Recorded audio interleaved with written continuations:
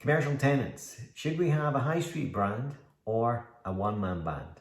They're both good and bad, but when you're selecting your tenants or properties with tenants, you must make sure that the three criteria, the underlying criteria, are there. What are the three criteria? Community convenience, business services, and essential everyday spend. Community convenience, business services, essential everyday spend. Let's jump in and discuss that right now.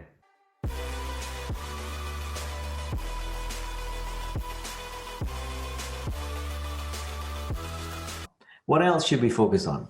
We should always focus on services. Now, why services? Well, going back to technology, given the fact that whatever Amazon can do, they will do, then we should try and stick to things that they can't do. Yeah, it makes kind of sense. So we should focus on community convenience. I mean, really everyday daily spend. You know, the kind of things where there's human to human interaction where Amazon can't get involved. You know, so it's not just barbershops. I mean, there's the interesting graphic here on the right-hand side. This is the first half of 2018, and barbers were number one in terms of new openings within the UK. You'll never believe in the second half of 2018, it was just over 600. I can't remember the exact figure, but the number of new barbers that opened in the second half of 2018 were over 600. Now that's nearly 1,000 for the whole year, which is incredible.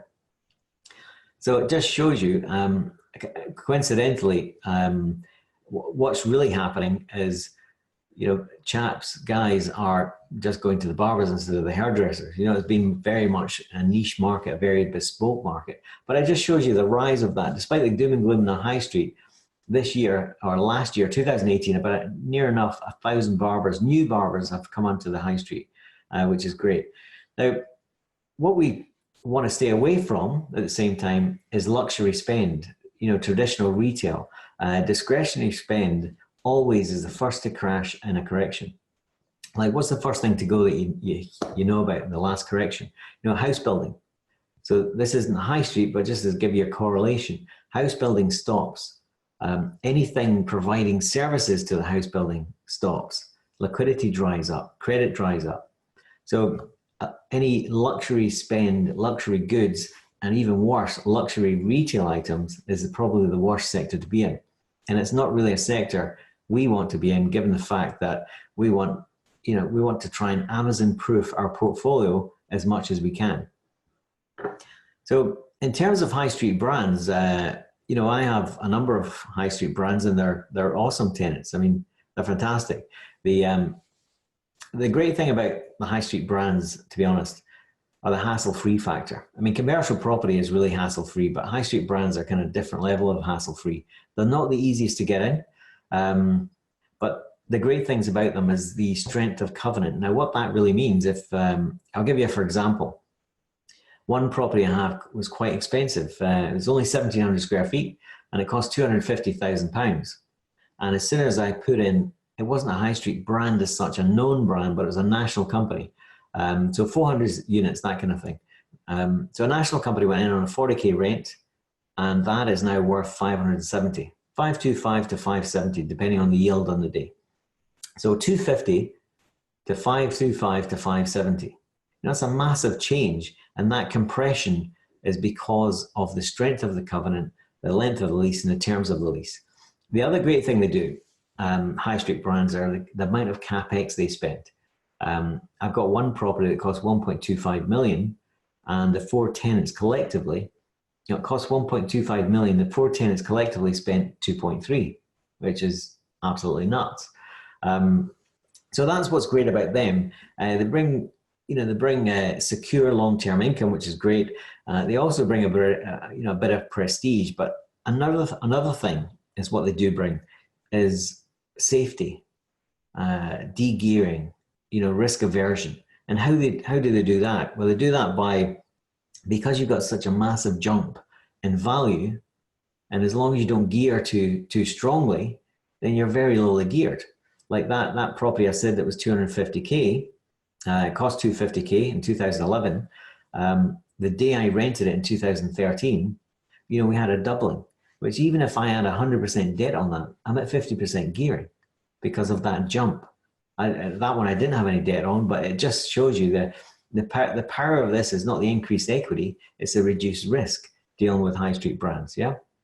That's kind of what I like. The other thing that's almost like a belt and braces thing is the fact that in a correction, and right now we're in the longest ever recorded bull run in history. I'm not saying there's going to be a recession, correction, whatever it is, this year, next year, but it's going to come because they always come on average every 8.6 years. So just the last one was 2008 when we seen the destruction of the last correction was 2008 when it was all became visible in terms of lemons going down and whatnot and RBS. But really the peak was Q2, Q3 in 2006. It just takes a couple of years for that destruction to manifest into the high street. So, are we at the peak now? More than probably. When will the recession be? Who knows? The thing is, we do know it's going to happen. What we don't know and nobody knows is when it's going to happen. So in a recession, in a correction, having a high street brand is incredible because it gives you an amazing liquidity. Because as interest rates go back down, that they're already down, but as it happened in 2009, April 2009, interest rates went to the floor. That at that point in time, if you have a long-term lease with a high street brand, you have liquidity. Everybody's chasing yield. Everybody's chasing cash flow. And with no interest getting from the bank, these things start to go up in value even more. And that's what's great about a high street brand. The downside is if you pick the wrong ones in the wrong sectors like retail and restaurants, then as you can see, there's been a lot of CVAs recently, and the same thing's going to happen in the bedding sector. So you've got to be really careful who you pick and try and pick things that fit the demographic spending wave of boomers and millennials. What they do, what they're spending their money on, and try and profile towards that and service-based businesses. Now, the next tenant profile is one-man bands, and I love these as well. In fact, the case study we'll share today is very much a one-man band.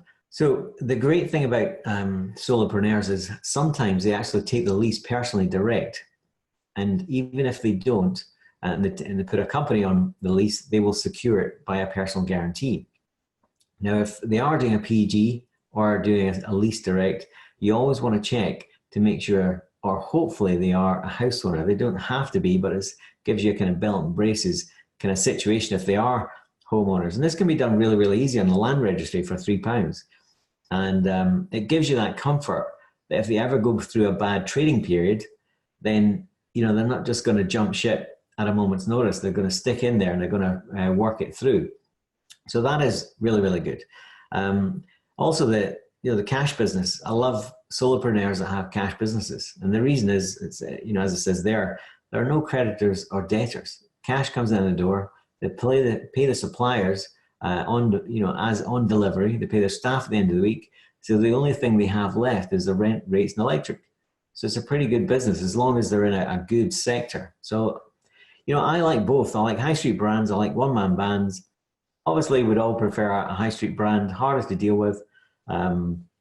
They've got their pipeline. You have to dovetail in with their capital expenditure pipeline.